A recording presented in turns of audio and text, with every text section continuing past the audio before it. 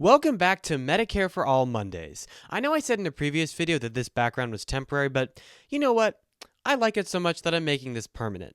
This is the show where we make the case for Medicare for All, a single-payer, government-financed healthcare system where all care is free at the point of service. Today, we're doing something different, a response to a video from Prager University. Prager University, which is not an actual university, is a conservative advocacy organization that is most famous for making 5-minute videos on political and social issues.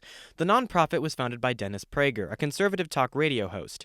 PragerU videos tend to star prominent conservative commentators and display crisp, pristine visual aids featuring graphs and charts that are informative? Making a PragerU response video is a rite of passage for all progressive political commentators. So, this week we're responding to the video, What's Wrong with Government Healthcare?, starring Lanhee Chen, a conservative American policy advisor who worked on the Mitt Romney campaign. Let's get started. It's very easy for a politician to stand up before voters and say healthcare is a right, and then passionately advocate for single payer or free healthcare or Medicare for all, whatever term they might use.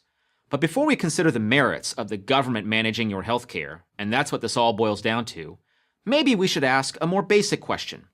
What do we mean by healthcare?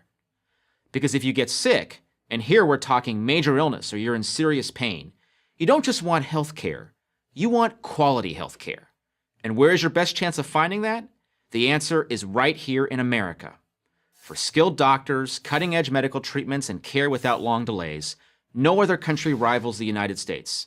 Not even close. And when it comes to medical bankruptcies, insulin rationing, and administrative bloat, no other country rivals the United States. Not even close. American doctors wouldn't stop being skilled under Medicare for All, and not all doctors are created equal. I mean, yeah, we have some of the best doctors in the world, but only the richest among us can access them. When it comes to a necessity like healthcare, that's not something to be valued. We're not changing the way doctors are being educated. We're simply having them bill the government rather than the patients. Nobody from Texas is going to Canada for medical treatment. It's almost always the other way around. Actually, it's not. Millions of Americans go to Canada and other countries every year to get medical procedures and especially drugs that they can't afford here. It's true that thousands of people from other countries come here for care, if they can afford it, but these are often for specialized, elective, or even experimental procedures. Way more Americans go to other countries for healthcare that they can't afford here. Okay, $340 for this 1 to 2 weeks. To keep me alive. And let's be very clear, for a type 1 and for some type 2, so 7.5 million Americans, this is their life support. This is life or death. This is life or death right here. This is not an optional medication. You go over the Canadian border, what are you paying for the same product? Depending on the pharmacy we go to in Canada, in US dollars, it's going to cost us between $26 and $30. I paid $1,000. You know, that's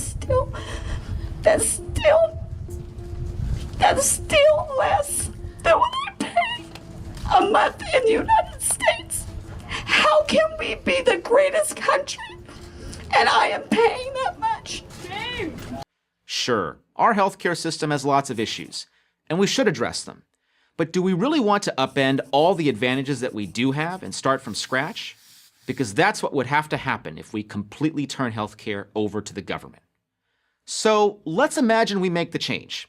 We hear a lot about how great free healthcare would be, but it's only fair we look at the downside.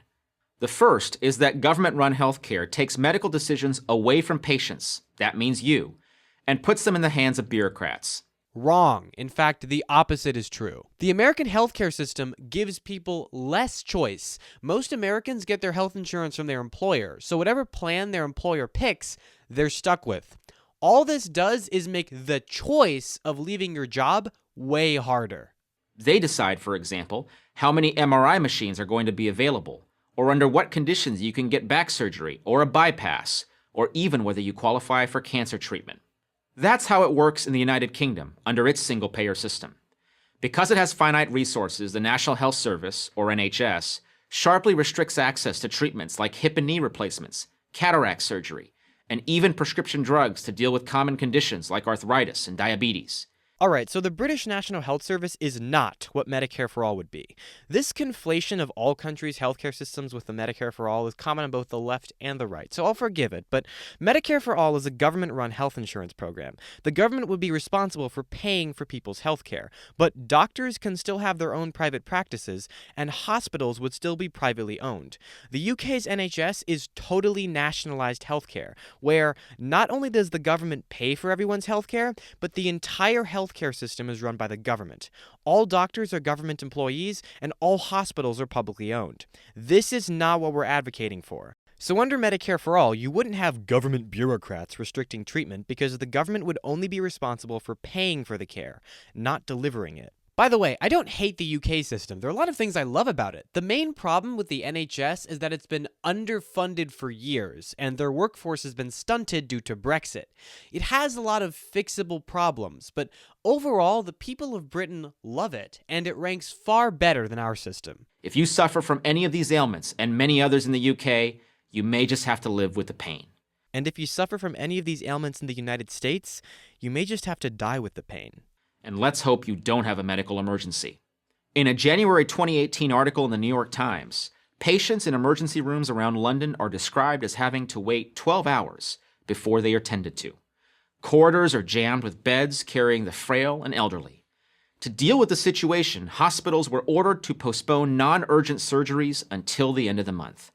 That hardly seems like an improvement over what we have in the US. Okay, so first off, people in the United States have to wait several hours in the ER as well. It all depends on what hospital you go to and when. In the UK, it's generally longer, but ask yourself, and I've made this point in a previous video, why are wait times longer in these countries? It's because in these countries, poor, sick people can actually afford to see the doctor. We pay for our shorter wait times with more death. In America, there is still a waiting line, but that line is determined by your ability to pay. In the UK and other countries, your place in that line is determined by your need.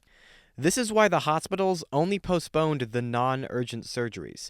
If this was in America, the people who couldn't afford those non-urgent surgeries just wouldn't get them. Period. A second big problem with single-payer systems is that they are expensive. Really expensive. A recent study by the Mercatus Center at George Mason University found that a Bernie Sanders-style Medicare-for-All health system would cost a tidy $32.6 trillion over 10 years. That's on top of what the federal government spends on healthcare today. And this is not a new number. Other studies have found the cost to be roughly in the same range. What he's not telling you is that exact study that he just cited actually shows that Medicare-for-All would save $2 trillion over 10 years. And that study was done by the Mercatus Center, a libertarian think tank. Other studies have shown net savings of about $5 trillion over a decade. Believe it or not, but universal healthcare actually reduces overall healthcare spending. U.S. spending on healthcare as a percentage of GDP is actually more than every other developed country in the world, and that extra cost doesn't lead to better outcomes. Every country that spends less than us but gets better outcomes has a universal healthcare system. This is because when the government is the only person buying healthcare, it has enormous leverage in negotiating prices with providers, and thus costs go down. Also, there are a lot less administrative costs in dealing with billing.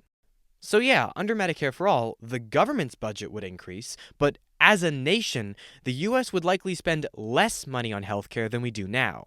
This is one of those things that smashes the narrative that's like, well, liberals and progressives mean well, but their policies just aren't realistic, and they don't make any economic sense. We conservatives, we're the realistic, responsible ones who don't degrade the nation with pie-in-the-sky ideas. No, actually, not only are our policies humane, they're also achievable, sustainable, and make sound fiscal sense. So, how would we pay for it? Kenneth Thorpe, a professor at Emory University and health policy official in the Clinton administration, spells it out.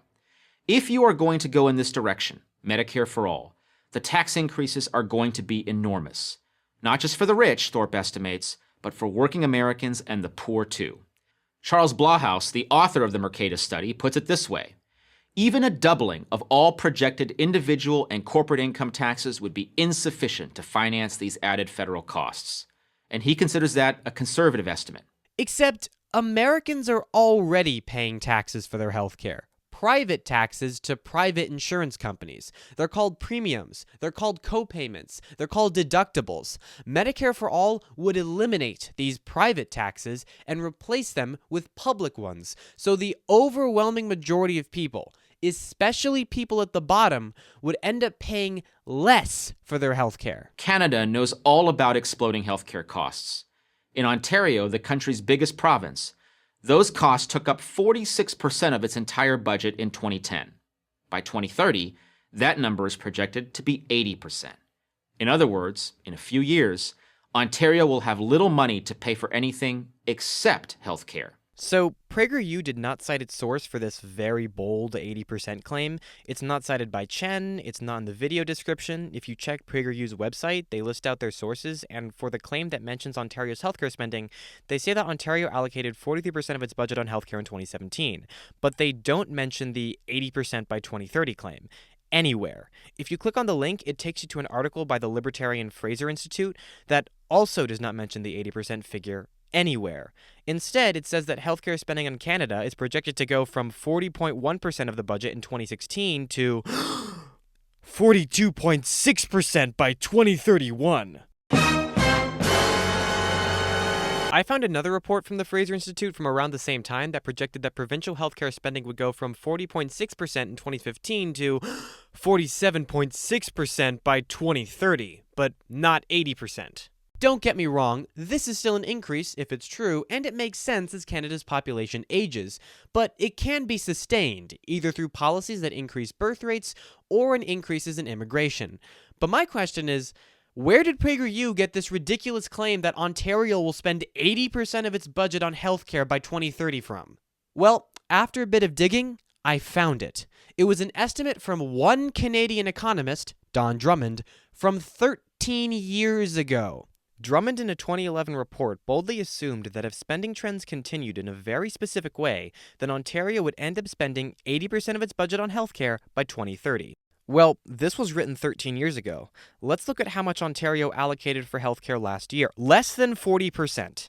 It's barely changed. I guess Drummond could still be correct. Maybe spending will go from 40% to 80% in 6 years. Who knows? We'll see. The point is, this is a very shaky claim. Finally, and perhaps most importantly, government-run systems depress the search for new cures. Biomedical research spending in the U.S. far outpaces that of any country with nationalized healthcare, even when you account for differences in population or size of economies.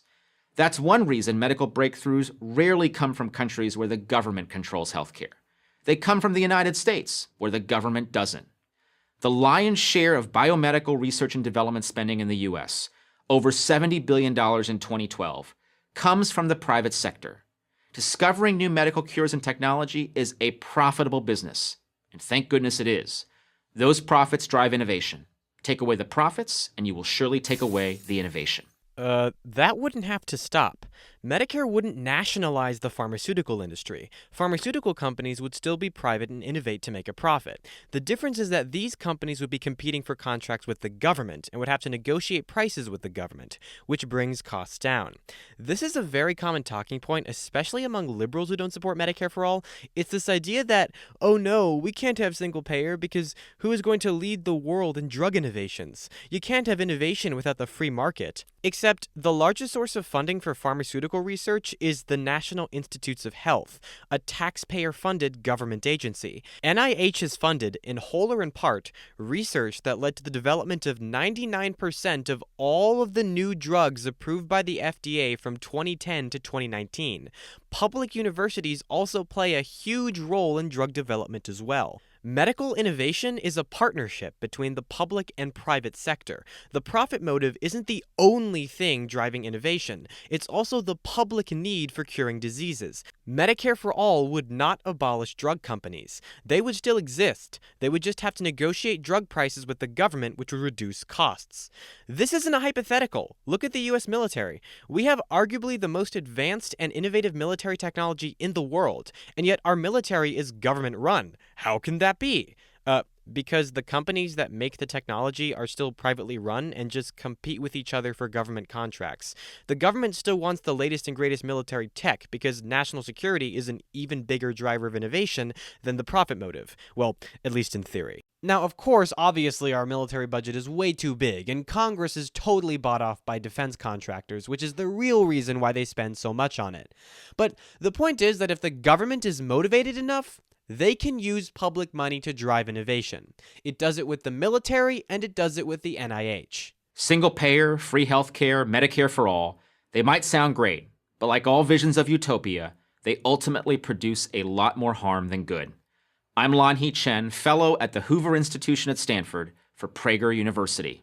Let me tell you a story. In 2019, Boris Johnson, the Conservative Prime Minister of the United Kingdom, ran his party's election campaign on getting Brexit done so then they could use the supposed savings of staying out of the EU to fund their National Health Service. The Conservative Party ran on funding the national healthcare system. There are no circumstances whatever in which this government or any Conservative government will put the NHS on the table in any trade negotiation. Our NHS will never be for sale. Even Margaret Thatcher famously said, "The National Health Service is safe with us. The principle of adequate health care should be provided for all regardless of ability to pay must be the function of any arrangements for financing the NHS. We stand by that." In Canada, their healthcare system is a source of national pride.